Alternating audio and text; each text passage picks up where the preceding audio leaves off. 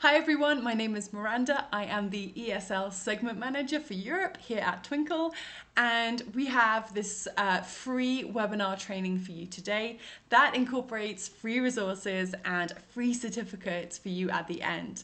The theme for today's webinar is Bloom's Taxonomy. So we're talking about different thinking skills. And the reason I decided to do this webinar was because on a poll on social media, it seems like most ESL teachers are either not aware, they're not sure what Bloom's taxonomy is, or they know what it is, but they're not really sure how to use it, how to apply it in their classes. So if you're one of those teachers, this webinar is for you. Please do one thing for me. Please pause this webinar if you can and grab yourself your favorite treat, a cup of tea or a cup of coffee, because you deserve it. Look at, you're doing training, maybe in your time off. So I want you to have a great time for the next 25 minutes. So get yourself something to make sure that you're very comfortable and have your cup of coffee with me as we, hopefully I can teach you something new that you can use in your classes. All right, let's begin. So today we are talking about incorporating different kinds of thinking skills. As ESL teachers, we think about how to make our lessons varied in terms of types of activity and also, interaction patterns, but we don't often think about different kinds of thinking skills. So this is a different way to add variety to your lessons. We're not talking about changing everything you know about lesson planning. We're talking about making some small changes that will have some big differences. This isn't going to change the way that you plan completely. This is about giving you a boost. To take your lesson plans that are good and then making them great lesson plans. And then finally, one thing we're going to focus in on at the end is self-reflection practices for both you and your students. Because although we think about using thinking skills with our students, encouraging them to use those thinking skills, we need to use them too as teachers to continue to be ourselves lifelong learners. And I am a learner myself. I have been an ESL teacher for many years, but in many ways, I am a very average teacher. These are ideas that have helped me improve and get better, but I am not a perfect teacher. I want to encourage you to be critical about the ideas that I'm showing you today. Think about which ones will be helpful for you and which ones won't be helpful for you, or you want to adapt and change yourself. Because in the end, you know what's useful for your classes, you know your students, and so use that knowledge, use those skills to give your own twist to what I'm presenting today, because there are many ways to be a great teacher. So let's begin with the biggest question, which is, what is Bloom's taxonomy? So this taxonomy was a table of thinking skills that was introduced by a psychologist called Benjamin Bloom in the 1950s. And you will often see Bloom's taxonomy presented like this, as a pyramid. And we're going to think about this pyramid as having pros and cons. It's not a perfect representation of what Bloom originally conceived. And after we've looked at the pyramid, we're going to look at a different way to conceptualize Bloom's taxonomy in a way that might be more helpful to you. But as this is the most accepted, most widely used version of Bloom's taxonomy, we're going to look at why it was developed like this and how it can be helpful to the language classroom in particular. So in this, we've got a progression, and we start with what was considered the most basic skill, which is remembering, repetition of facts, things we've been told. And we go up to understanding, applying. So then, thinking more theoretically. And then we go on to your higher order thinking skills, analyzing, evaluating, and finally creating. And I think, let's be fair to the pros of this. This was useful, I think, particularly in the past when language classrooms were probably too focused on remembering as the point of a lesson. So we had a lot of, memorizing tables of verbs and not, using that knowledge to then create our own ideas or think critically. And, that was a problem. And so for a long time, people used this and said, what we need to do is guide students from the bottom up to the top. And where we're going, the ultimate aim is to the top, is to creating. And that can be really, really useful. Creating is certainly, where humans find a lot of fulfillment. But it's not really accurate of what is going to happen in your class. So this is a different view of Bloom's taxonomy that I think might be more useful for you. This is the circular version or the round table version, where all skills are presented as equally important. There's no one that's more important than the other. You need all of these and they all work together. And I think, if you take anything away from this seminar, take this resource. It's available on a link right now. Print it out and put it up next to wherever you lesson plan. So when you're sitting there thinking, what do I want my students to achieve this lesson? What are the stages of my lesson? You can look at this and it might give you some ideas about what your aims are, what you want your students to do, and how you can vary the thinking skills that are used in your lesson throughout the lesson. So you can see here, not only do we have the skills, but we also have some sub-skills, some verbs associated with these. And you also have some questions, prompts that you can use directly right now in your next lesson to get your students using these different thinking skills.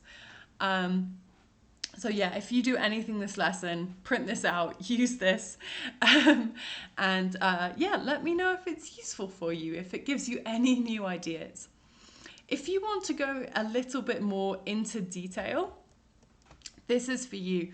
So what you can do is use this series of cards about each thinking skill. This is the one about creating. So we've got useful verbs that, again, you can use to write. You can use these verbs to write your lesson plan aims or to write the sections of your lessons. You have some sample questions that you could use to write your own activity. You have some activity ideas, and you have an idea of what skills your students should be demonstrating in order to show that they are using this critical thinking skill. Yeah, this is something that I would get very, very familiar with using, get very comfortable with using that, because the more you go back and you do this again, the more you're going to be familiar and happy with, doing these different activities, using these different phrases. I really hope that this is useful for you in particular. And because you'll be very confident and happy with using this terminology and these kinds of questions and activities in your class, help your students, educate them too on what these different thinking skills are. We don't want to keep our lesson aims secret necessarily from our students. We want to help them know where they are going and when they are succeeding and doing really, really well. So, put up posters in your classrooms that will help your students understand why you are doing different activities in your classroom, and how that relates to their larger learning process. And that can be done with younger students as well. It is a total misconception that these evaluating, creating, it is a total misconception that these you have to stick with remembering and understanding with lower level or younger students. That is not true at all. You can use every single one of these levels with of thinking with every single one of your levels of ESL students, and at all different ages. So this one on the right is made specifically for kids. They'll be able to see the different thinking skills as superheroes, something that they'll understand, and hopefully will make them think, will hopefully make them feel very proud of their progress in each area, when you call them Andy the Analyzer or Rosie the Rememberer. Help them remember that all of these are skills that we aspire to, and all of them are useful. So let's look at how this could be done in practice with a particular lesson plan. And we're going to look at a very, very simple, classic CELTA style lesson where you have your lead-in, your presentation, your control practice, your free practice. This is past simple irregular verbs with a lower level, kind of younger group. And it's very classic. I mean, it's fine. This lesson plan is okay. Not particularly interesting, sure, but it's viable. It's a possible lesson plan. So we're going to look at what we can do to make this even better, because when you look at it, you'll notice that a lot of these are just focused on remembering, and we want to go beyond remembering and use different thinking skills, not just that one. So let's start off step by step with our lesson aim. So our previous lesson aim was to learn past simple irregular verbs, and this is just very, very vague. And it's not very exciting for the learner, and there's no communicative context here. So we can definitely improve this lesson aim. So my new lesson aim is to compare Mr. Dinosaur's best weekends. And so this is using analyzing and evaluating in your lesson aim idea. And we also already know we're going to be creating, because we're going to be using our imagination to talk about Mr. Dinosaur's past weekends. And you might be shouting at the screen, why did I not ask students to talk about their own weekends? And the reason is because, quite simply, you might have students who come from very troubled backgrounds, very troubled home lives, and their past weekends is maybe not something that you should force them to talk about publicly, because it might be a very difficult subject for them. And so, while that lesson aim could be appropriate for some groups, it's not necessarily appropriate for all groups. And so in my lesson plan, I've chosen to look at the past weekends of a character, so that students don't feel like they have to talk about something that's very painful maybe for them to talk about. And I've also linked this lesson aim, which is now using different thinking skills, given a communicative context, and I've taken it and I've put it into a unit aim. So students know where we're going, not just today, but by the end of this week, by the end of the set of lessons as well. And I've used one of those thinking skills, create, to write that unit aim of creating an adventure story. So students know where we're going today, they know where we're going this week, and they should be able to see how all of these activities fit in together, not just in the short term, but in the medium term as well. So our old lead-in was asking students some questions about what kind of holidays they like or weekends. Um, so, this is fine. Probably at this point, students are going to be understanding the questions, maybe applying the questions, but we're not really using a range of thinking skills here. And of course, they're going to have to remember the meanings of the words in English, right? But let's see if we can expand that a little bit, use some different thinking skills. So I've made this into a this or that game about weekends.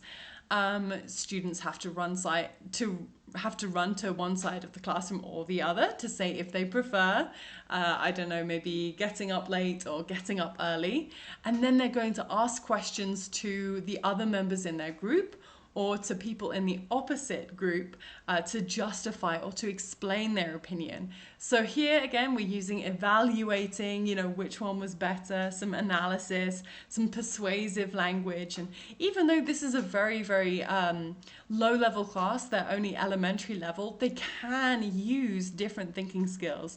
Even if it's simple sentences like, I like getting up late because I like sleeping, that's still a justification and persuasive language, So,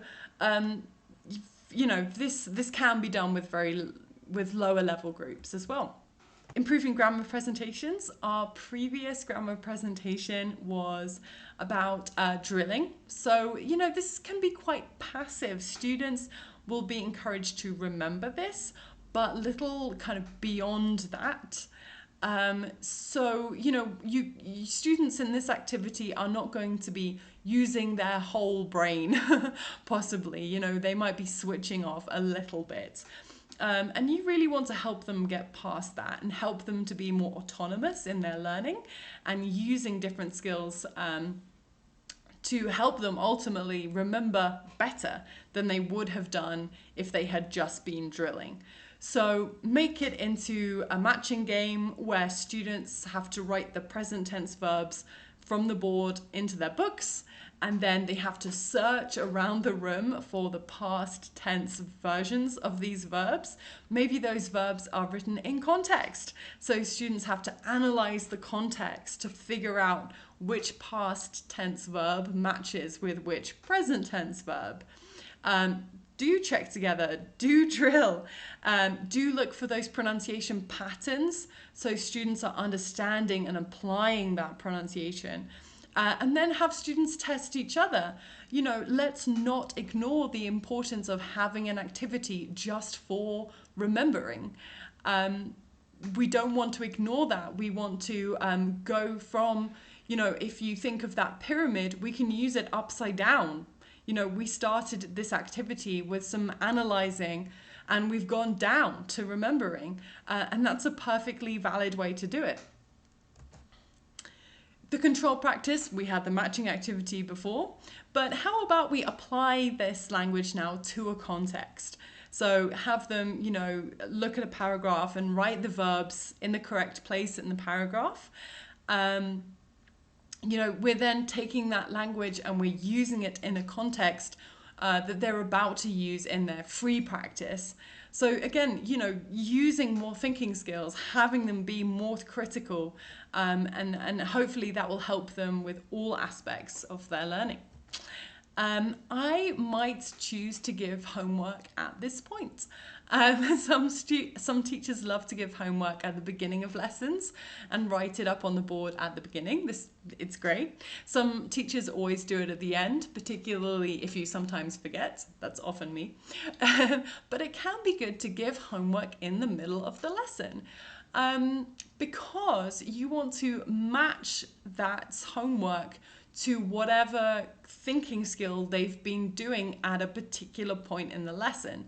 So if they've been applying in an activity in the lesson and their homework is asking them to apply, give that homework after that section in your lesson so that it gives it a smoother transition from what you're doing in class to the homework, and students will feel maybe more confident about that homework.